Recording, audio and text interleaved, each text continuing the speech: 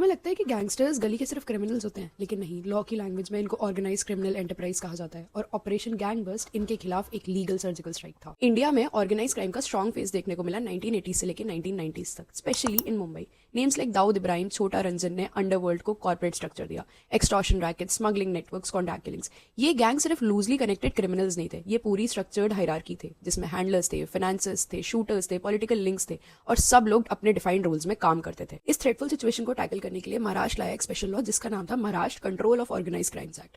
इस लॉ ने पुलिस को दी extended powers, interception powers, special courts और स्ट्रिक्ट बेल कंडीशंस, और बाद में बाकी स्टेट्स में भी एंटी गैंगस्टर एक्ट्स अप्लाई हुए। 2023 में एक मेजर शिफ्ट आया जहां पे भारतीय न्याय संहिता ने आईपीसी को रिप्लेस किया। सेक्शन 111 ऑर्गेनाइज क्राइम को डिफाइन करते हुए कहता है कि अगर एक स्ट्रक्चर्ड ग्रुप सीरियस क्राइम्स करता है like extortion, arms trafficking, cyber frauds, kidnapping, robbery, और ये सब वो एक सिस्टमैटिक वे में करता है तो फिर उसे लाइफ इंप्रिजनमेंट तक की सजा हो सकती है। और सेक्शन 112 पेटी ऑर्गेनाइज क्राइम को भी इंक्लूड करता है, मतलब अब चेन स्नैचिंग ग्रुप्स भी लॉ के रडार में है। अगर मैं बात करूं कि ऑपरेशन गैंगबस्ट है क्या, तो ऑपरेशन गैंगबस्ट के under simultaneous multi level district raids की जाती हैं। गैंग चार्ट्स प्रिपेयर किए जाते हैं जो कोर्ट में प्रोड्यूस किया जाता है और बताया जाता है कि ये पर्टिकुलर गैंग एक स्ट्रक्चर्ड क्रिमिनल सिंडिकेट है, और वहीं से स्टार्ट होती है प्रॉपर्टी अटैचमेंट की प्रोसीडिंग्स। और चार्जेस लगते हैं बीएनएस के अंडर, आर्म्स एक्ट के अंडर, एनडीपीएस एक्ट के अंडर और स्टेट गैंगस्टर एक्ट के अंडर। और फिर ये सिर्फ अरेस्ट नहीं रह जाता है, ये फाइनेंशियल बैकबोन तोड़ने की पूरी स्ट्रैटेजी होती है। अगर मैं बात करूं रीसेंट कोऑर्डिनेटेड क्रैकडाउन्स की, तो 800 प्लस अरेस्ट ऑलरेडी हो चुके हैं, 100 से ज्यादा इलीगल फायर आर्म्स रिकवर हो चुके हैं और लार्ज क्वांटिटी में ड्रग्स भी सीज हो चुके हैं। और एनसीआरबी का डेटा भी यही शो करता है कि ऑर्गेनाइज क्राइम्स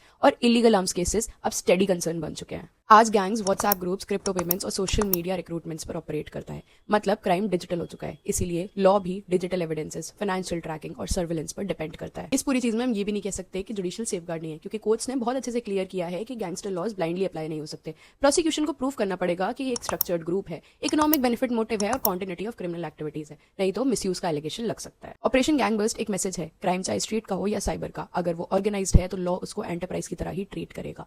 जितना ही गैंग का स्ट्रक्चर स्ट्रांग होगा उतना ही स्टेट का रिस्पॉन्स स्ट्रांग होगा। बट अब सवाल ये है, क्या ये क्रैकडाउन्स एक लॉन्ग टर्म डिटरेंस क्रिएट कर पाएंगे? Let's see.